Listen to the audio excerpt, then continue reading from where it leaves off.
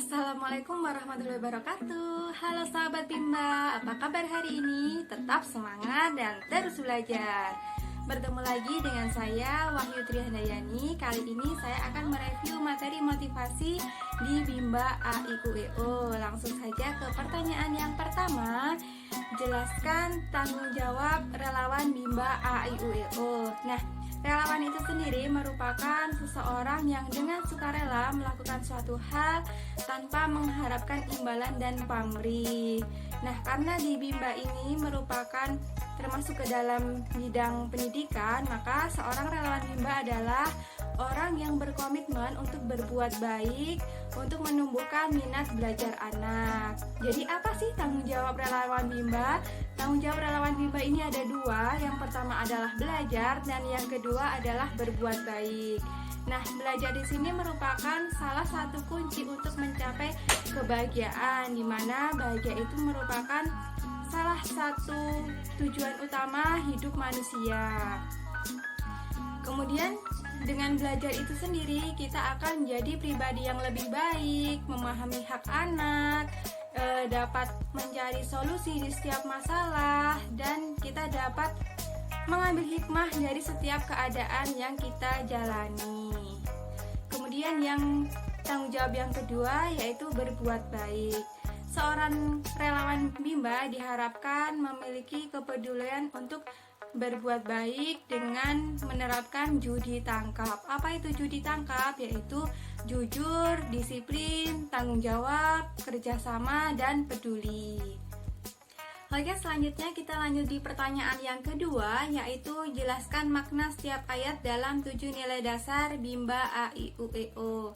Nah, 7 nilai dasar ini merupakan dasar dalam konsep pendidikan anak di Bimba AIUEO. Di sini saya akan membacakan setiap ayatnya, kemudian memberikan makna di masing-masing ayat. Langsung saja kita mulai di ayat yang pertama. Bahwa bimbingan minat belajar anak Bimba merupakan pelaksanaan pendidikan yang sepenuhnya menyenangkan atau fun learning.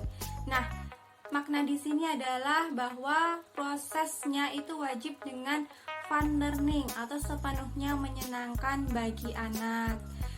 Karena anak itu sendiri itu memiliki fitrah terlahir sebagai pembelajar. Sudah kewajiban kita sebagai orang dewasa yaitu membimbing anak agar anak dapat menumbuhkan minat belajarnya, tentunya dengan cara yang menyenangkan, kemudian memberikan pendidikan berbasis cinta dan kasih sayang. Selanjutnya kita lanjut ke ayat yang kedua.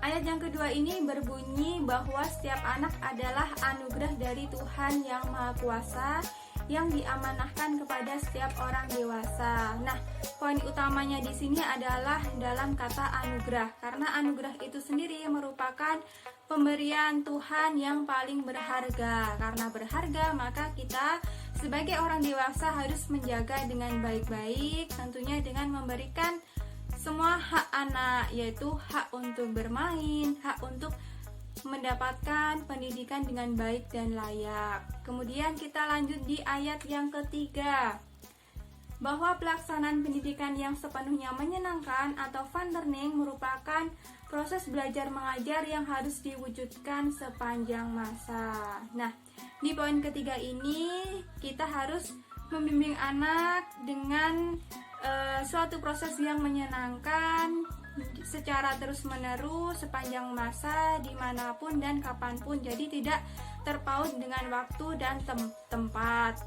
Kemudian lanjut ke ayat yang keempat, bahwa pendidikan secara bertahap, small step system, dan dengan pendekatan individual system merupakan syarat mutlak untuk melaksanakan pendidikan yang menyenangkan, fun learning. Nah, maknanya adalah ketika kita akan melaksanakan pendidikan yang fun learning, tentunya ada syaratnya.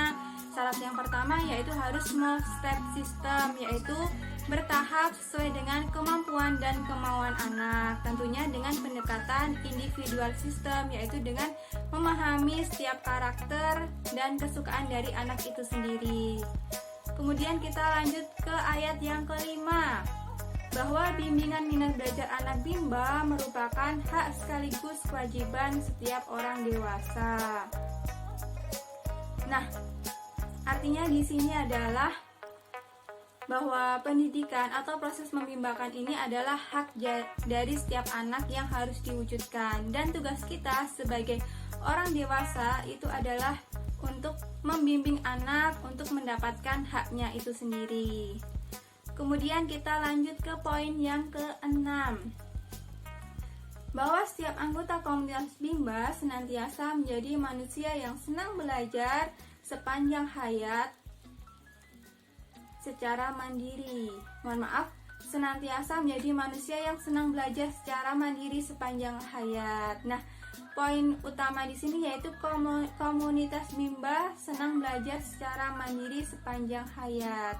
Nah, jadi di sini dimaksudkan adalah semua orang yang terlibat di Bimba AIUEO, baik itu anak, orang dewasa, yaitu orang tua, relawan, mitra, dan semuanya ini harus sebagai seorang pembelajar secara mandiri, orang yang senantiasa terus belajar setiap saat untuk memperbaiki diri.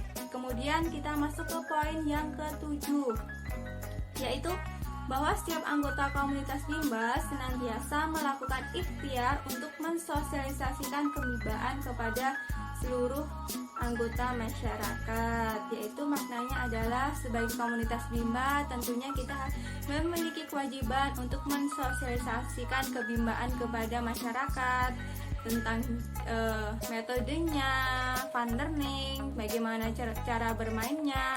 Nah, untuk seorang motivator sendiri yaitu cara mensosialisasikannya yaitu dengan memberikan pendidikan yang fun learning kepada anak. Sedangkan untuk KU ini yaitu mensosialisasikan kepada orang tua, masyarakat, dan lingkungan sekitar tentang bagaimana pelaksanaan metode Bimba, bagaimana cara membimbakan anak agar semua orang ini dapat berdampak baik, dapat bahagia semuanya, tidak hanya kita sebagai komunitas Bimba, sebagai relawan Bimba, tapi semua orang yang terlibat, semua orang yang dekat, yang ada di lingkungan kita, semuanya dapat bahagia bersama-sama.